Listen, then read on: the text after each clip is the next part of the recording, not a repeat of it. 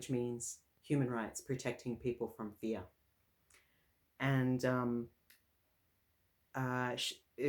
ethics means the 5 precepts that I already spoke about.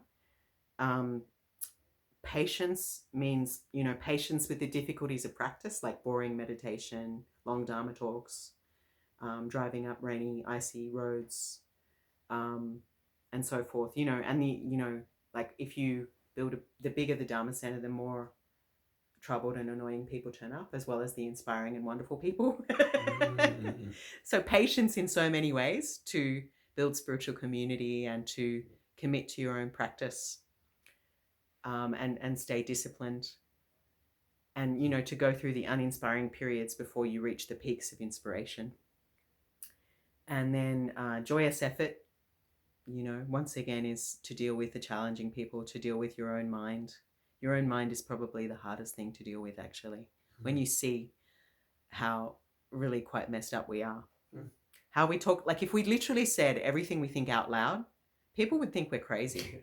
This voice we have going on all day, like if we said it out loud, people would literally think we were crazy. Oh yeah. Yeah, and we follow this voice, this little dictator, Il Duce. Yeah, and then concentration means coming back into the present moment, every moment. So when you're walking, just walk. When you're changing oil, just change oil. When you're painting, just paint. When you're gardening, just garden. Not in the past, not in the future, in the here and now, doing whatever you're doing. And that is your practice of mindfulness. But then the sitting meditation is also very necessary. And the breath is a good thing to come back to, because it's something you always have with you. And then out of that comes the wisdom, the knowledge that our self is part of interdependence, that it's only a provisional relative self that is ultimately empty of an unchanging permanent essence, but it contains all of heaven and earth. And then the 8th one says, undefiled by stains and superstitions of the 8 worldly concerns, which are praise and gain, fame and infamy, gain and loss, virtue and non-virtue, or accumulation and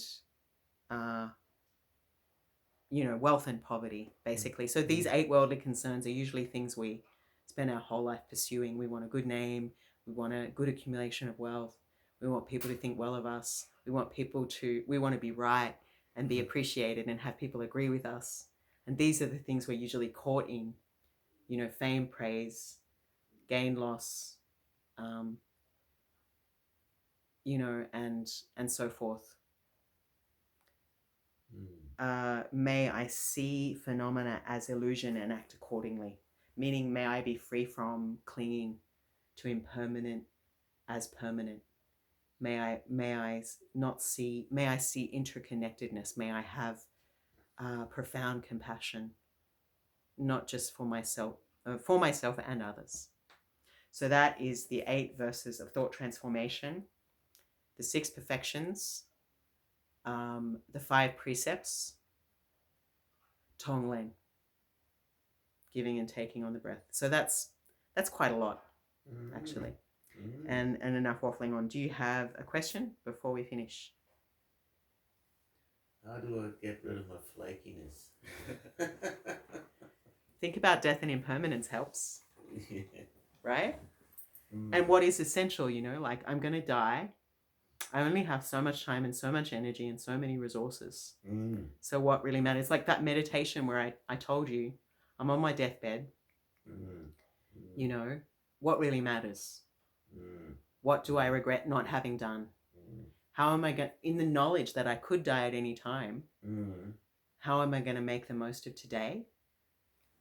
And how am I going to come back into the present moment? Because when you live with mindfulness and awareness, with a clear mind in every moment, the mind not going to the past, not going to the future, coming back into the here and now, then we live with more wisdom because we are fully present, not distracted. And when we are fully present, we're also aware of our tendency to maybe be a pleaser, or our tendency to avoid people. You know, our attachment pattern. Do we have an avoidant, dismissive attachment pattern where we just hide from people and we don't want anything to do with them because it's too overwhelming? That's one attachment pattern. We're afraid to build relationships with people because we don't understand them, and we don't have a lot of experience or empathy, and we feel a bit afraid. We don't believe we can trust them. And our past relationships have led us to believe human beings are unreliable, and that having relationships with people of any kind is not trustworthy and not safe, and we'll get hurt. So that's the avoidant. And the anxious attachment is, let me please you. How can I give you everything so you'll love me, right? Because I don't think I'm enough. Because I've been told I'm not good enough, and I'm not worthy, and I'm not good enough, so I need to please people all the time, right? So how can the pleaser, the anxious attachment person needs to come back to themselves and focus their energy and I am enough, and set good boundaries, and not take on people who treat them like garbage, not chase people who are not giving them back energy, right? To focus on the people that do give you energy, that are kind, that are consistent. You know, make lists. What do I need to do? What do I need to accomplish?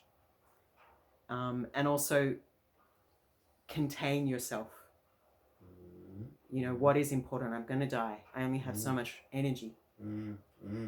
Consistency, you know, and Sangha, like turning up to Sangha, to spiritual community, people who remind you and share your values about what is really important. Whereas the avoidant attachment probably needs to spend more time with other people and serving, and could do a little bit more pleasing, because they're actually terrified of people. They're terrified of being let down and having their heart broken. And people will let you down and break your heart, but connect with them anyway, because you'll learn things about yourself you would not learn on your own. You know, people are a mirror. And that doesn't mean that if something bad happens to you, it's necessarily your fault. Like, everything happens for a reason. I don't necessarily believe that's true. Some people are just crappy. And you just got in the way of that, of them being crappy. And it may not be your fault. They're just crap. But there are definitely, you know, those challenging, difficult, annoying people will also show you something about yourself. There's always something to learn, Yeah. Anything else before we fall asleep? Yeah. There's only so much my brain can. I know, right? And I really do waffle a lot, so I appreciate your patience. Anything else before we finish? I don't think so. Okay. Go in peace. Be well. Namaste.